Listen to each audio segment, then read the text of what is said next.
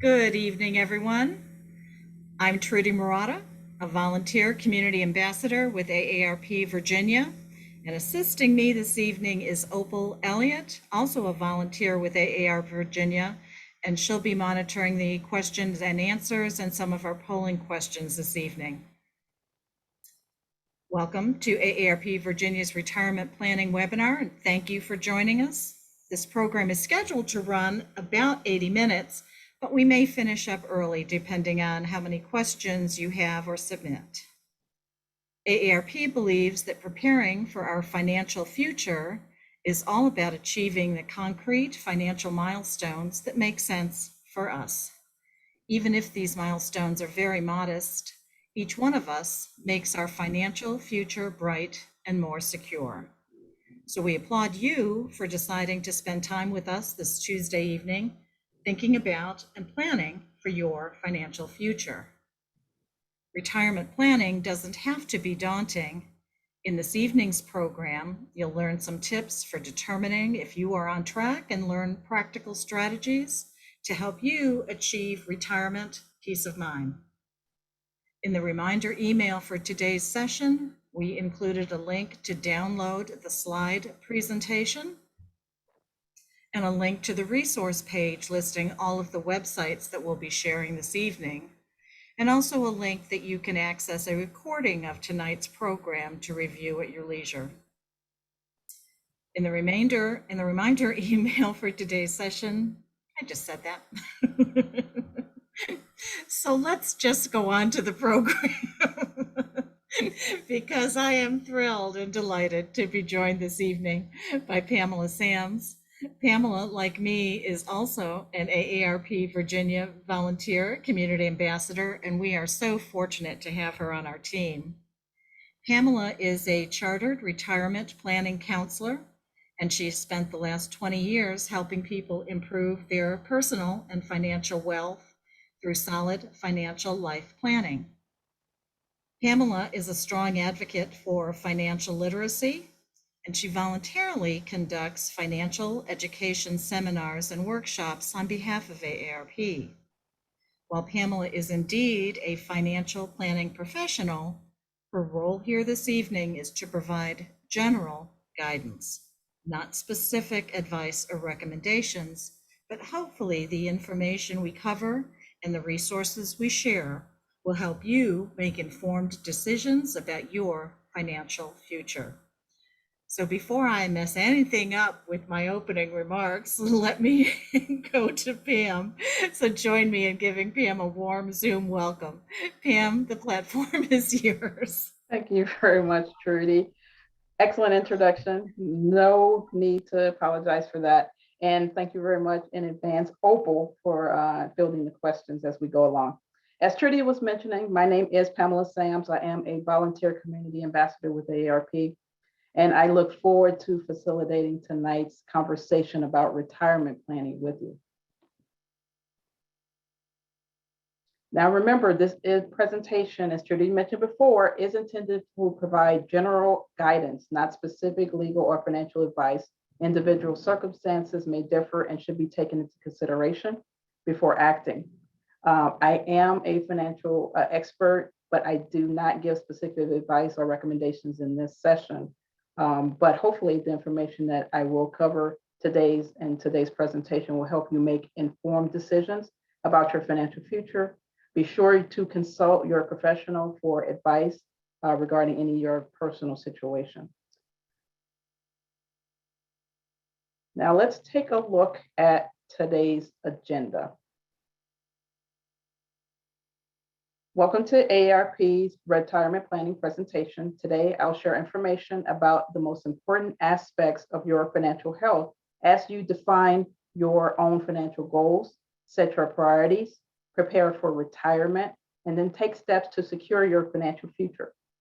We'll provide information that will help you recognize the steps that you do need to take to prepare for retirement, no matter where you are with your finances.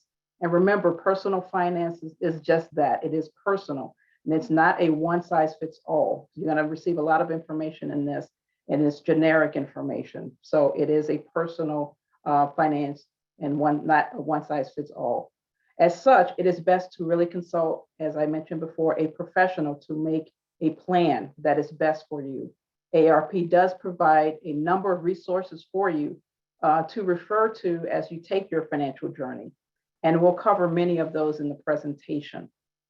Now, in this session, you're going to learn ways to determine how much money you'll need for retirement compared to how much that you already have and that you're on track to have saved by retirement. And then, of course, strategies that will bridge the gap if you discover there is a gap in your retirement planning needs.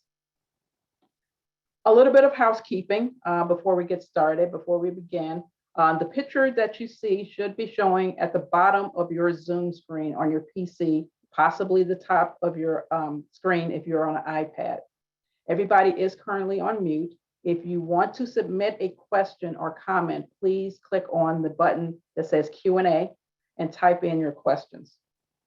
Opal and Trudy, I believe Opal will be monitoring the questions and making sure that they get answered at the end of the presentation. So hold most of your questions. You can go ahead and type them in the Q&A, but we will be addressing questions at the end of the presentation.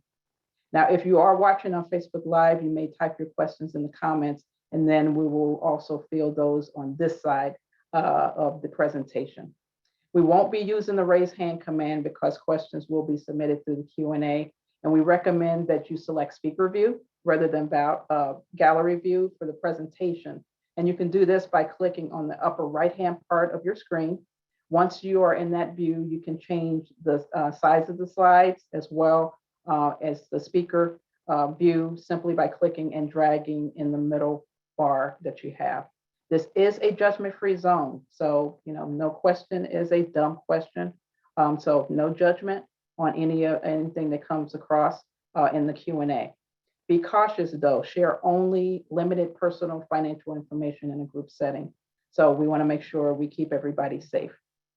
But before we go into the presentation, I really want to address a couple of poll questions with you.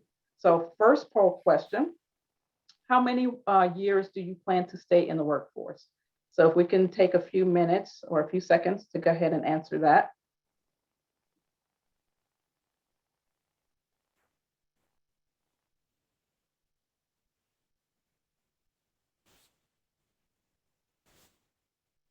Okay, all right. Nope, we're still moving. Awesome. So it looks like less than 5 years is the majority of people that are in here. So you are definitely in the right spot if you are looking at less than 5 years in the workforce to start planning for your retirement. So second poll question, let's have that one. How many more years do you plan to stay in the workforce? Or nope, the next one. Which best describes your current situation? I thought that was what's coming next. So what best describes your current situation right now?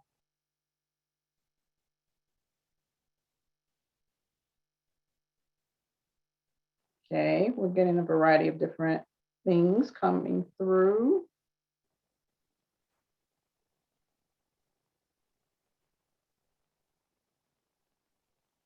All right, almost done.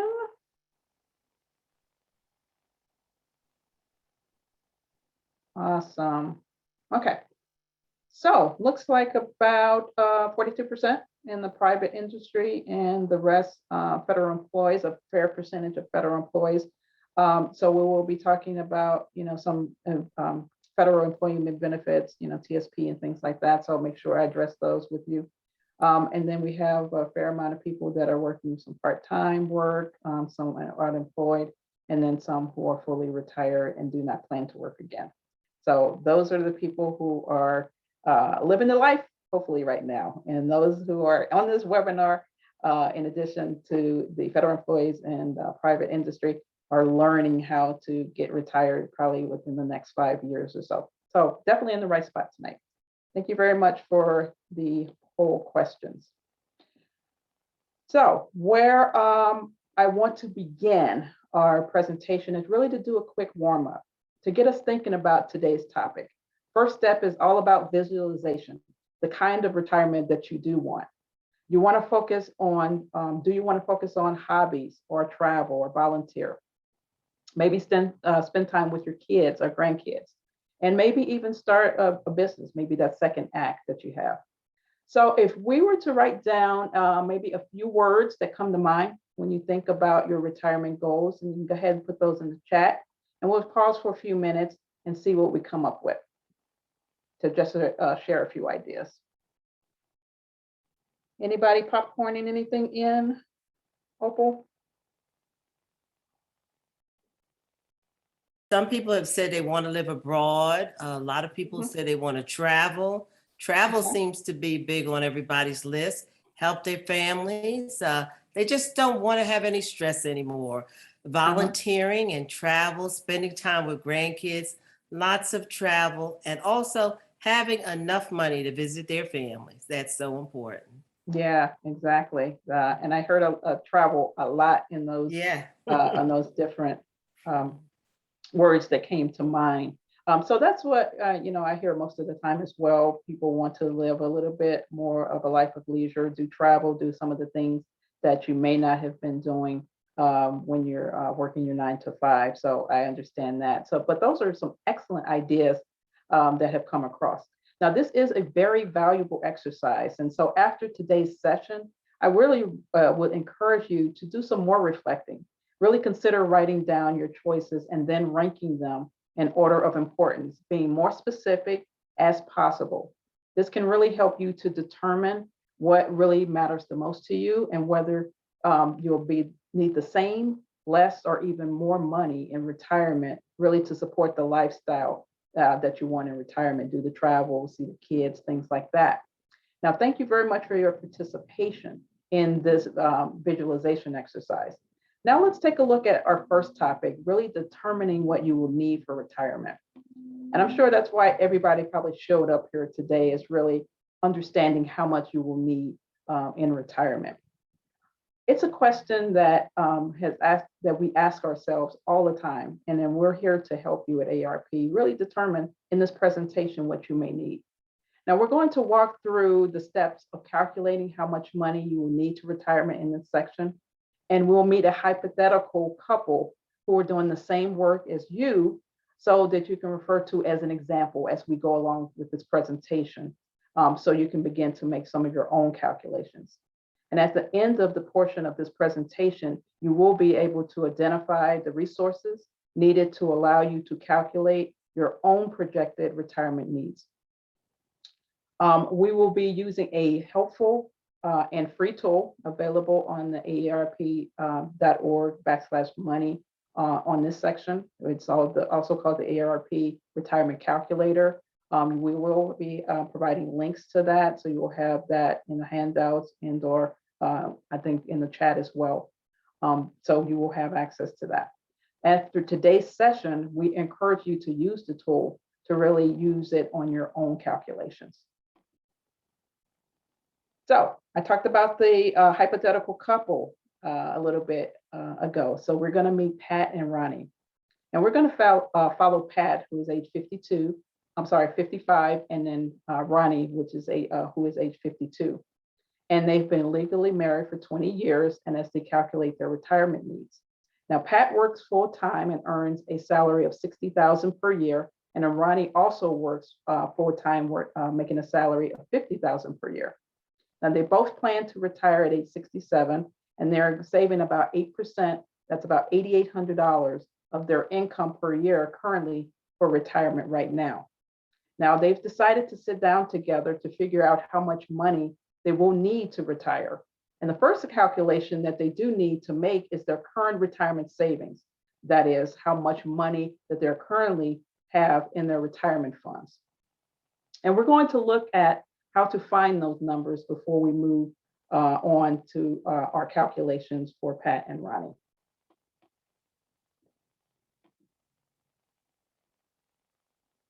Now, these are your retirement saving options. Some of the common sources of retirement income for many Americans is a retirement plan through your employer. Some of you may already have some of these accounts, while others may not, and don't feel bad if you don't.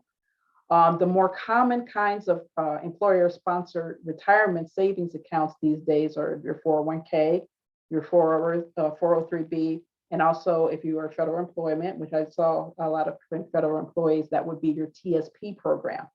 Now, these are often referred to or as described as defined contribution plans, which means that is the type of retirement savings where employees contribute a fixed portion of their income to fund their retirement. And in a defined contribution plan, the onus is on employees to make decisions and take action. They decide whether to enroll in the plan unless they automatically enrolled. A lot of plans are doing auto enroll these days and kind of doing the opt out, which is increasingly common practice, particularly for large employers. Employees decide whether to enroll and then how much to contribute in the plan from their paycheck, and then how to invest those particular assets. Now, one tip, if you do have these types of accounts in your current portfolio, ensure that you are maximizing matching funds from your employer if they are available. That's the key. If you can take advantage of the employer match, try to do so if you can. The less common type of employer-sponsored plans are traditional pensions, what we call defined benefit plans. These are where your employer funds the plans, and once you have met requirements, usually the number of years worked, typically 5 years, when you retire, you will receive a specific or defined benefit every month in retirement for as long as you live. So if you're federal employees that are on the call today, that would be your FERS, your federal employment system, and or CSRS, which is your silver service retirement. So those would be your defined benefit plans, your pension plans. And then you have your TSP as a defined contribution plan. Now, we will also discuss non-employer sponsored retirement accounts such as IRAs and Roth IRAs more in depth in a later portion of this presentation. But if you do currently have them, be sure to include those in the amount with the other types that we will review here in the calculations of the amount of money that you currently have in retirement that's geared towards your retirement. Now, next up, let's take a look at your Social Security benefits. For many of us, Social Security is the most important part of your retirement picture, and deciding when to claim is a huge decision. The amount of Social Security you will collect over your lifespan really depends on your lifetime earnings. This is your highest earnings over the 35 years. Now, you probably heard something like 40 quarters. What they do is knock off 5 years of that, and they just look at the highest earning over 35 years. So they're not going to go back when you worked at the ice cream shop when you were 16 and all of that. That was low paying jobs. They're going to cut off those for 5 years, and they're just going to focus on the highest earning 35 years. And the age that you start collecting, and then also the number of years that you collect your benefit. So when you claim is a very personal and important decision. Now, if you are married and both of you earn the benefit, Social Security will compare your own benefit to the benefit that you collect on your spouse's record and then pay you the higher of the two. So if you're married and your spouse made significantly more than you did, and you want to see if that benefit is higher, if you take let's say the spousal benefit portion of that, the Social Security will take a look at it and then give you the higher of the two.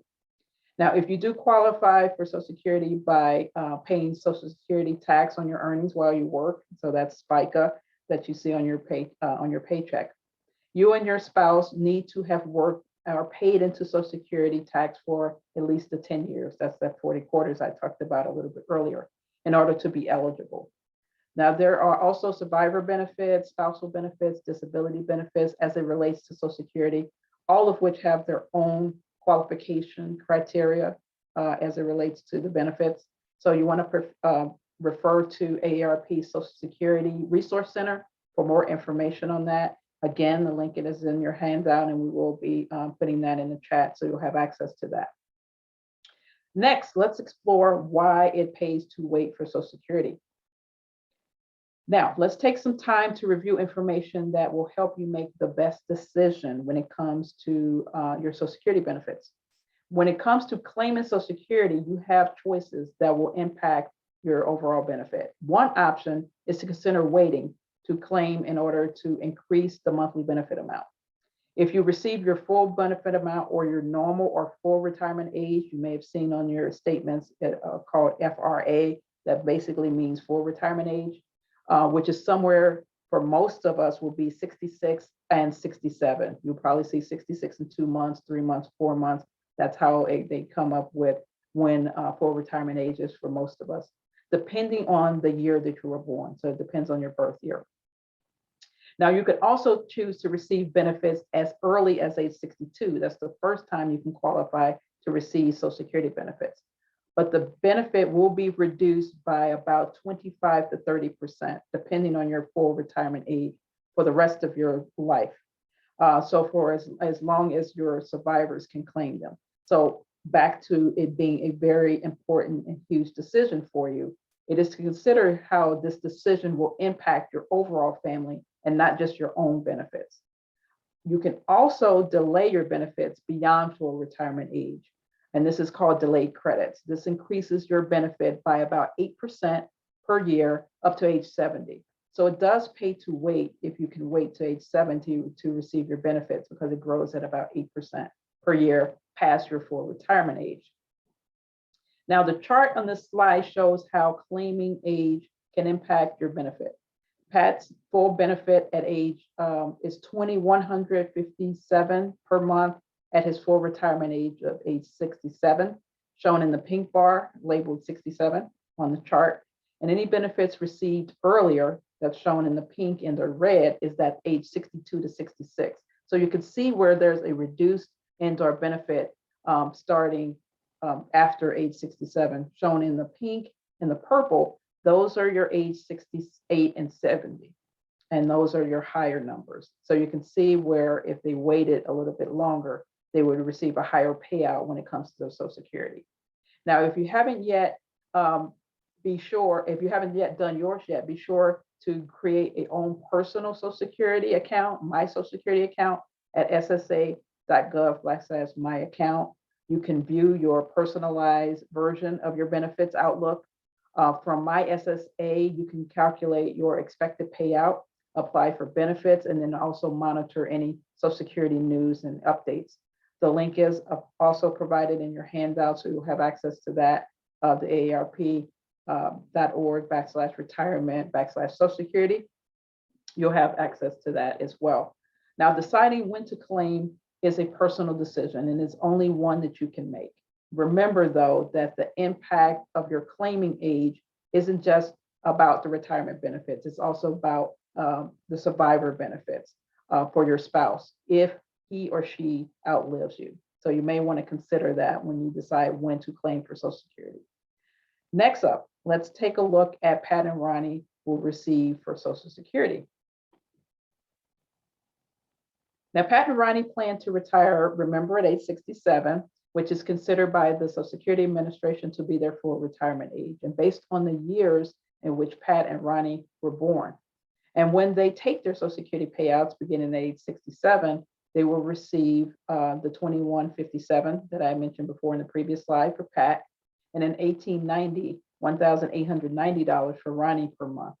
However, they also have done their calculations, and they can see that they could have much more if they wait to age 70. They found that if they only wait 3 more years, so from 67 to 70, that to take their Social Security benefits at age 70, they could receive, Pat could receive $2,675, and then Ronnie could receive $2,344. That's a significant increase. That's about a 24% increase from just waiting 3 years from age 67, their full retirement age, and then waiting for the delayed credits at age 70. To figure these numbers out for yourself, you can use the AARP Social Security calculator, okay, which can be found at the AARP.org/Social Security benefits. But remember, it does pay to wait. Next up, let's consider lifestyle and how that is going to affect your retirement savings. So how much will you spend in retirement? That's always a big question as well. Will you spend more? Will you spend the same? Will you live more modestly to stretch your dollars a little bit further? The AARP retirement calculator makes an educated guess about your current lifestyle by starting with your current income, deducting any employment and income taxes out of it, subtracting the amount that you're saving. And then what's left is your current lifestyle figure. The calculator assumes that in retirement, you will need about 85% of this figure to live close to the same lifestyle now, because expenses tend to be a little bit lower for retirees. Now, this amount becomes your retirement spending goal, and with any adjustments for inflation each year, somewhere about 2 to 3% is where inflation is running right now. So that would be used in the calculation. Now, you can adjust the amount in the lifestyle area of the calculator by selecting a retirement lifestyle that is either lower, higher, or the same of your expenses today. So if you were to think about it, the more moderate lifestyle is assumed to be about 75% of your current lifestyle. The more extravagant lifestyle, about 95%. And then the calculator will also allow you to key in any specific percentages you want to use that apply to your current lifestyle. So somewhere between 75, 85, 95%, but you can also make adjustments accordingly based on where you want to go with your lifestyle. Now, remember, to determine how much you will spend in retirement, make sure that you account for all potential expenses. Be as conservative in your estimates as possible, because it's better to have too much than not enough.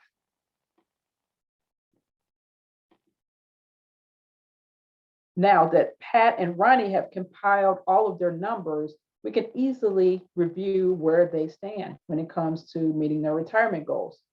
Pat currently has $100,000 in a 401k. Ronnie has $75,000 in a 403b, and neither one of them will receive a pension. Now, at full retirement age of 67, Pat will receive, back to the Social Security calculations, $2,157 a month from Social Security, and then Ronnie's going to receive that $1,890 per month. And they plan to live a similar lifestyle in retirement that they do now, when they decided, based on the research, to estimate at about 75% of their current income. Now, using the AARP retirement calculator, you can see that their retirement savings spans over the years. In the dark green in this chart is their net income after savings and taxes. And then the light green is their Social Security benefits. And in that gray area represents the funds that they will draw from their retirement savings programs. And in that red in there on the chart represents the shortfall of each year of retirement each year of retirement if it exists. So that's where Pat and Ronnie has that shortfall. So in Pat and Ronnie's case, we see that shortfall beginning at age 82, which is the same time in which Pat and Ronnie's retirement savings, that's represented in the gray, are projected to start running out. So Pat and Ronnie right now have a shortfall of about $38,177.21 if they make no changes to the retirement plan before they savings plan before they retire. So what do they need to do to bridge the gap? We're going to explore next some of the areas or some of the strategies that can help Pat and Ronnie bridge the gap in terms of their retirement needs. Now, if you see a gap what you would need or what you will have, you may feel a little bit overwhelmed. You may feel a little deflated. However, knowing that you're not alone, it is never too late to start saving and change course. There are many strategies that you can use to bridge the gap where you are currently and where you hope to be. Now, in the next section, what we'll talk about is really several steps that you may want to consider in order to bridge the gap. Now, but before we begin the strategies, let's stop for a moment and consider a time when you wanted to achieve a goal that you had to set for yourself. And it might have been a big purchase, the completion of a project, or an accomplishment. What sort of planning was required to reach that particular goal? And what made you successful at reaching that goal? So another exercise to kind of lighten it up a little bit, since I've been talking at you for the last 20 or 30 minutes, let's take a minute to jot down a couple of the answers. So what we're doing here is thinking of a time where you had a goal, you had a little bit of a shortfall for the goal, what type of plans that you have made in place in order to make you successful. So let's take a few minutes and see what we have in the chat box regarding goals and goal setting and achieving goals. Well, Annie has told us that they had to get new windows in their Mhm. house, and they saved and saved and saved to make that Okay. happen. Someone else has said saving and writing things down. So important to have your goals written down. Mhm. All righty. Exactly. Yeah, that's what it comes down, is that you probably heard the saying is that a goal without a timeline or time frame is just a wish. So Mhm. that's the important piece of it. The same thing with your retirement. If there is a gap, you write down the goal. What do you need to do to achieve it, and what do you need to do in order to fill the gap? Okay. Thank you very much for popcorning in some answers there Well, regarding we working had on that. several Okay. others, Pam. We had Okay. one person said that they wanted to purchase a house. They were on a tight budget. Someone Okay. said they found a financial advisor, and Okay. uh, Teresa has told us that she wanted to make sure that she would be debt-free in retirement. So she looped all her debt into a home refinance and will pay everything off in 5 years, including extra projects. And someone Awesome. else said that they cut back on expenses that weren't a need, but just a want. Great Mhm. idea. Those are great, definitely great ideas. The needs and wants is really great because that allows you, in order to, if you are short on your goal, you can outline what you need and actually what you want. And on those want columns, depending on what it is, you may be able to save a little bit more there. So those are definitely some great ideas, guys. Really, thank you very much for participating. Now, what anybody's willing to share those thoughts, that is excellent idea. If you can do that as you start planning for your retirement as well, is, what type of planning is required in order to reach the goal, and then what's going to make you successful in reaching that goal. So excellent ideas there. Now, remember, these behaviors or qualities can be transferred over again to your money, your savings goals, and your debt reduction strategies as well. So I did hear somebody talk a little bit about paying off debt. So we may talk a little bit about debt reduction strategies in a little bit. A great place to start is bridging the gap of a future savings goal is really to strengthen your current foundation today. So no matter your age or your situation, unplanned expenses and debt, I knew that was going to come up, can be difficult to manage uh, and may jeopardize even the more carefully made retirement plans. So in the next section, we'll introduce the ways to budget. That's that B word that always pops up. Plan for emergencies, and then how to reduce debt. These steps can help you stay on track to meet your retirement goals, regardless of the surprises that life may throw your way. Now, everyone has probably knows what a budget is and might have even tried to create one from time to time, but we'd like to emphasize the importance of budgeting as it relates to your retirement planning. It's ever so important to know, based on what you want to do with your lifestyle, on how much money you're going to be spending. Your ability to save more for retirement is really dependent on your ability to manage money well. Budgeting creates more of a margin. It's the difference between what your monthly income is and your expenses. Your lower debt and save is the great first step that you can do. There are many sneaky ways that our money disappears each month. I have it all the time. There, to name a few, there could be late fees involved. There could be banking fees. There could be subscriptions that you haven't canceled. There could be extras on your phone or cable accounts that you no longer need. By carefully monitoring income and expenses, we can free up hundreds of dollars each month of expenses if we just take a look at it.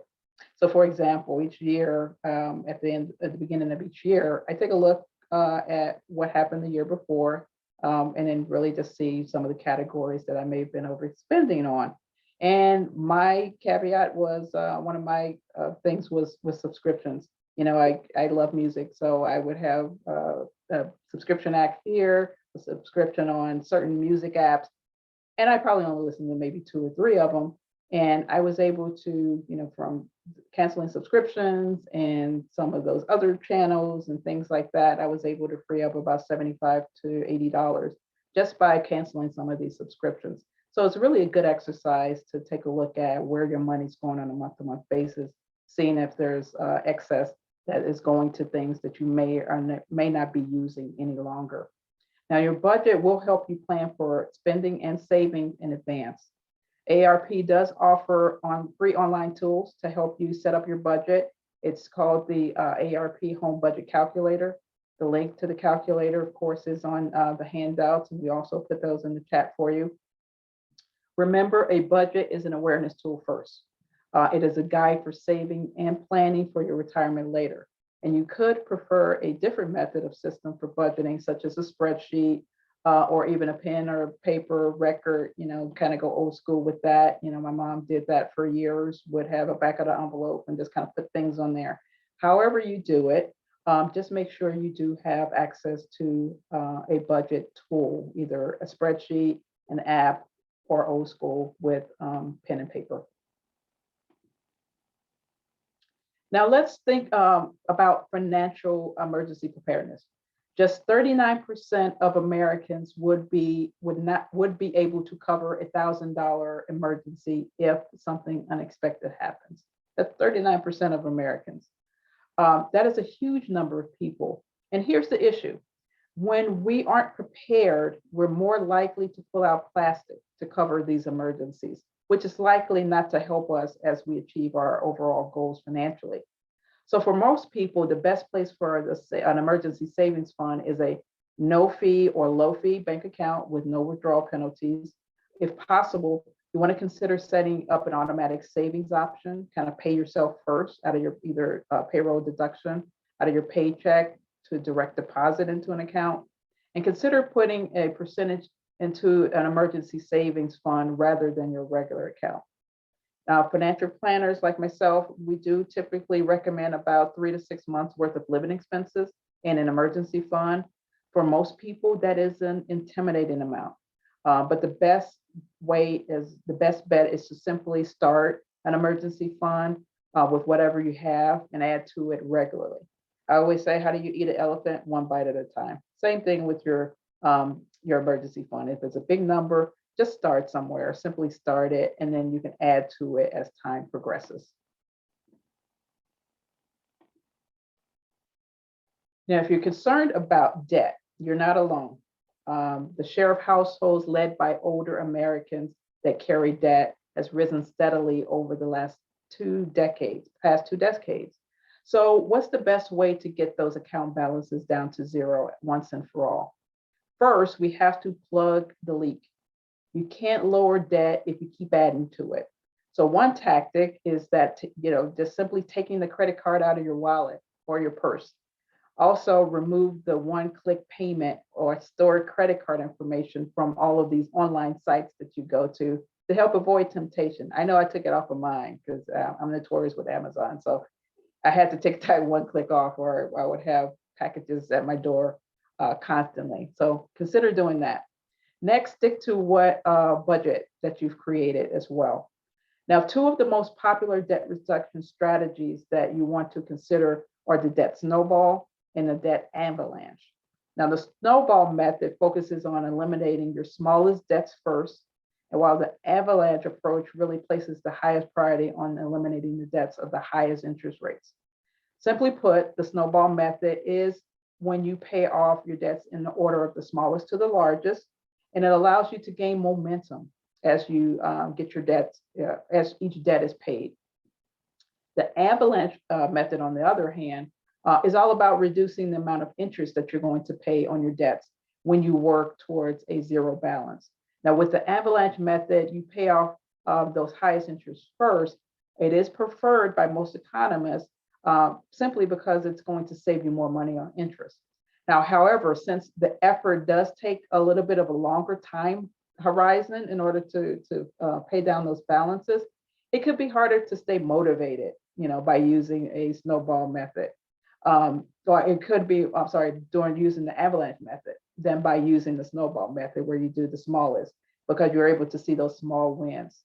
But whichever one that you do choose, be sure that you do stick to a program to see what's best to reduce the strategy of your debt reduction strategy. So either using a debt snowball or using a debt avalanche. And so for strategies that are customized to your situation, you can also check out AARP Money Map, the link again in your handout, and also we'll put that in the chat for you. So that's AARP Money Map. Now let's move on to those strategies for increasing the retirement savings again. So we've discussed the importance of budgeting and debt reduction. Now we're going to share some resources regarding long-term savings. First, let's explore the workplace options. If you're getting the maximum matching funds that I mentioned a little bit earlier before at any of your employer-sponsored plans, if it is available, your employer may offer a match as long as you contribute a minimum percentage. So you will at least want to contribute the minimum to get the match. To do that. Through your employer plan, you can also set your retirement contributions to do a automatically increase by a certain percentage each year. It's called auto escalation. See if that's available through your employer. Contact your HR or your employer sponsored plan administrator to see if that's available. Also, be sure to review your portfolio mix. There are several options that are available, such as target date funds. This is where it adjusts for your portfolio mix to a less aggressive, more conservative strategy as you get closer to retirement. Or you can do a moderate, aggressive, or conservative portfolio based on your risk tolerance for your retirement plans, if you do have them. Now, of course, with anything, you want to consider consulting your employer sponsored retirement plan administrator to learn more about the investment options that are available in your 401k, 403b, TSP plans. You also may want to get direct advice through consulting through a financial advisor as well. The AARP does have an advisor tool that is free resource to really help you understand any financial advisor credentials, compensations, tips on how to get the conversation started around your particular needs. The tools are available on your smartphone, tablet, computer. The link is again on your handout, and we'll put that as well in the chat. Finally, if you are over age 50, you are able to take advantage of what we call the catch-up contribution. This is the additional money that you can deposit into your accounts, a little bit of extra money there. And it's extra $6,500 in a 401k, a 403b TSP program if you're over age 50. It's called a catch-up contribution. Next, let's explore non-employer sponsored retirement plans. There are also individual retirement account options that you can explore instead of your employer sponsored options. But be sure, of course, to seek out the guidance of a professional financial advisor before you make any decisions either way on contributing or not contributing to either one of those plans. First up, let's explore the Roth IRA. A Roth IRA is an after-tax individual retirement account, though income limits are phased out upon your eligibility. You do have to check the IRS rules and regulations to see where that is in any given year. A great feature of the Roth is that you do pay no tax on your gains when you take a qualified withdrawal out of the account. You can withdraw Roth contributions without penalty or taxes as long as the money comes out from the contributions and not the earnings. There are also no required minimum distributions at age 72, contrary to the traditional IRA that you would have. On the other hand, you have traditional IRAs. With a traditional IRA, you get a tax deferred on the money you contribute, which means it's not going to be taxed when it's deposited, but you do pay tax on the back end for your contributions with that. So generally speaking, you will also pay a tax penalty if you do withdraw money out of a traditional IRA before 59 and a half. That's the magic number for any of the retirement accounts that you do have, both employer sponsored and IRAs. These plans also have the catch-up contributions. They're generally an extra $1,000 in a Roth and or traditional IRA if you're over age 50. With either option, just much like the employer-sponsored plan, make sure you do review your portfolio mix or consult a professional as needed with that.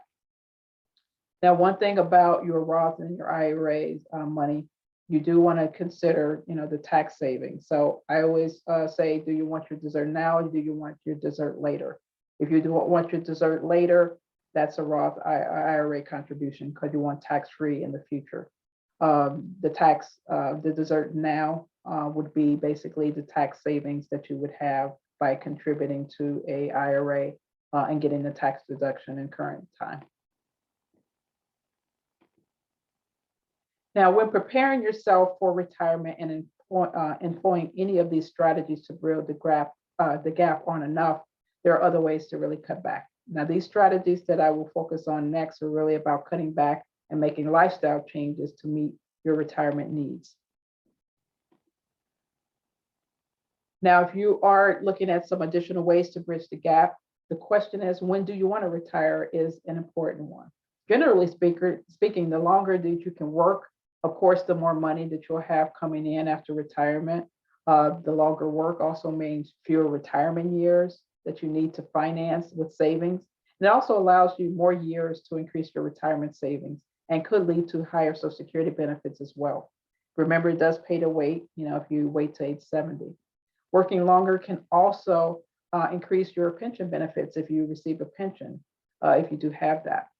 Now, if possible, working longer, either full-time, part-time, maybe gig work is a potential strategy that you can leverage. AARP.org/work has some very helpful information and resources on this particular topic. And the link again will be provided in your handout and also on chat. Downsizing, that's another way that you can deal with a gap in your retirement funds, is to downsize. First, moving. If you are weighing a move, make sure you have careful comparisons. If you own a home and stay put, your current house may need to have major repairs. By contrast, if you do move, there could be fixed costs on your old house and moving expenses. If the move takes you from a house to an apartment, your rent payments will gradually go up. But remember, had you kept the old house and bought a new one, taxes, insurance, upkeep costs could have risen as well. You may want to look at liquidating. Selling some items online is a great way to get started. Remember to be realistic about when you also sell online, selling prices. There are, after all, used goods. Whichever app that you do choose, be sure to protect yourself with your personal information. You want to communicate only within the app. You don't want to give out any of your sensitive personal information, such as your email address, phone number, address. If you do choose to meet a buyer outside of to sell, you want to make sure you do it in a public place, coffee shop, police station, or other public places there. These are just really some additional strategies to bridge the gap to make sure that you have resources. You can also check out AARP Ace Your Retirement, the link again in your handout, and we'll provide that in your chat as well. Now let's go back to Pat and Ronnie. So first, let's review their projected retirement income. If they did not do anything, remember they had that budget shortfall. The retirement calculator through AARP, we saw that Pat and Ronnie were going to have a shortfall of about $38,177.21. Can't forget the cents. If they did not make any changes in their retirement savings plan before they retired. So let's see what Pat and Ronnie decided to do. First, they created a budget that allowed them to see the difference between their monthly expenses, their monthly income and expenses, which is called the margin. And their margin allowed them to build an emergency savings account, which they were to prevent the accumulation of debt.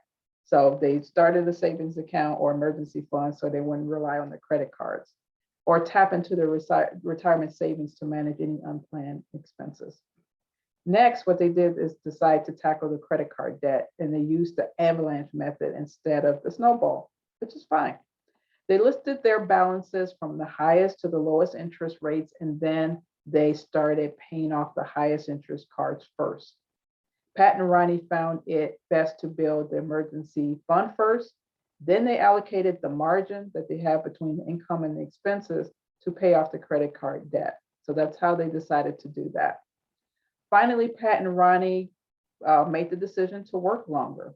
You know, if they had a little bit of a shortfall there, perhaps they said maybe we can work a little bit longer. So they decided to work until age 70 to maximize that that Social Security benefit that we saw a little bit earlier on in the presentation. So just having those 3 extra years allowed them, those working years allowed them to have a surplus now of $163,840.32. That's a big difference of $125,663.11 from when they had the shortfall. Now, of course, these strategies won't work for every situation. Pat and Ronnie were pleased with their planning and very optimistic about their retirement plan. But as again, like I mentioned earlier in the presentation, everybody's situation is personal. But you need to customize it to your liking using the calculator. This is some of the strategies that Pat and Ronnie had decided to use in order to fill the gap for themselves. But again, everybody's situation is unique to them. Make sure you use the tools accordingly. Now, finally, after thoughtfully planning your retirement and building up your nest egg, you also want to protect your assets. And one of the things that we do pride ourselves at AARP is really about catching people who do nasty things such as fraud. One of the important aspects is really to protect yourself from fraud and scams. We see them a lot. I was just in a conference last week. We had cybersecurity training, and it talked a lot about a lot of scams that are out there now. So we, the bad people are out there, out and about. They said the increase in percentage of scams and frauds increased, especially last year during COVID, because a lot of people were working at home. And the bad people knew that, there may have been security loopholes and people who may have just been at home. So they're out there. Be sure to protect your assets from fraud and scam. The AARP does have a wealth of resources to empower you in this area. You do want to visit AARP Fraud Watch Network to learn more. The link is also provided in your handout. You can even sign up for watchdog alerts. They will notify you of the latest scams that are out there and the fraud tactics. There's so many things about, Social Security, IRS, grandparent scams, all of these things. The watchdog alerts will really alert you to let you know which one is out there so you won't fall victim to any of these scams. If you or a loved one have been a suspect of a scam or you think that you could be in danger of that, you can call the free helpline. The number is also listed here, the 877-908-3360 number. That is the helpline that you can call. It is also provided on the material that we will provide to you. The AARP Fraud Watch Network is a free resource for all. With AARP as your partner, you will learn how to proactively spot some of these scams, get guidance from our fraud specialists if you have been targeted, and you feel more secure just knowing that you do have an advocate at the federal, state, and local levels to protect consumers from this and enforcing the law from that. But it's a huge problem, so make sure you're aware of that.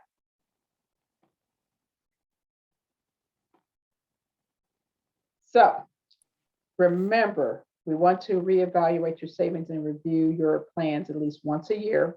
If you do have a spouse or a partner, be sure that both are privy to all of the household financial information. We don't want any secrets. You're planning your retirement. Do it in tandem. That's the best thing that I can tell you there. What I really want to stress is that I've really enjoyed, our session tonight. We may end up a little bit earlier. I am going to open it up for questions in a little bit, but the information and resources are valuable to you. I want to make sure that we have, do a recap. We have reviewed the ways to determine how much money you need compared to how much you are in track to have saved for retirement. And then we also looked at strategies to bridge a gap if you do discover that there are a gap as well. So that being said, let's go ahead and open up the lines for questions from that. And I believe, Opal, you're taking questions. Yes, Pam. We have a question from an anonymous attendee, and they want to know what percentage of their current income should they plan to live on in retirement? And is it safe to assume that they'll live another 30 years? That's their plan, and they hope that they're on the right track. And I know that's pretty specific, but That is very Pam, specific, that's anonymous. very. I mean, just like what we, anonymous, we talked about in the presentation, if you want to live a more conservative lifestyle, usually about 75%, a more moderate, that 85%, a more lavish lifestyle, looking at the 95%. So the retirement calculator through AARP will allow you to do that sliding scale, as I mentioned before, so you can play around with certain percentages.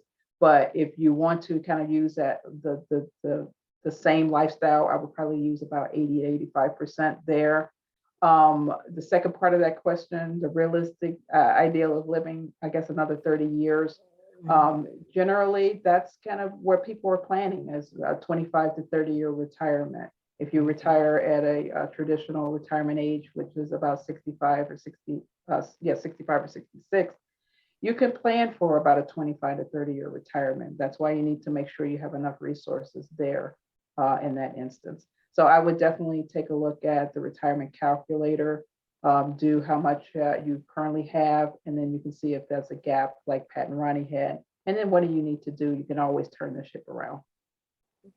Okay, thank you. So we have another question that I know we don't give specific advice, but I know you may have some ideas for this person. They are recently divorced and can pay off their condo when they retire in 3 months.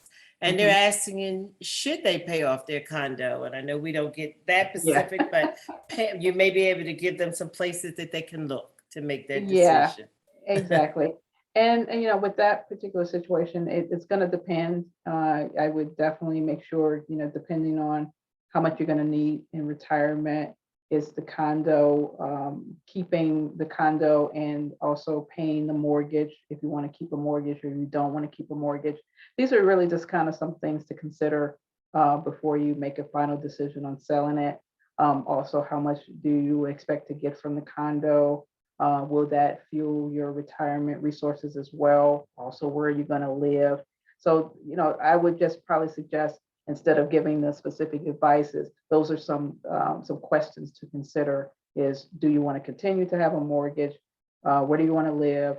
Is the selling the condo going to provide resources, additional resources for retirement? And then, lifestyle again, in terms of how much you're going to need in retirement. I would probably, do the calculator as well to see what you would need. And then that will give you an understanding of, do you need to sell? And then how much you can expect to receive out of that to fuel or fund your retirement needs. Well, thank you, Pam.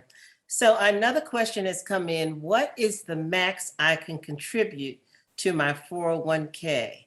I am 55 and plan to work another 10 years. And with the current contributions and the catch up, there's 26,500. It's the maximum that you can put into your retirement plans. And then, of course, you have employer matches if they do match, but that's the maximum amount you can put in. All righty, thank you. And then we have Matt who'd like to know, can you explain the Roth mandatory withdrawal at age 70 or 72 years old? The Roth does not have a mandatory requirement minimum distribution at 72. That would be your traditional IRA.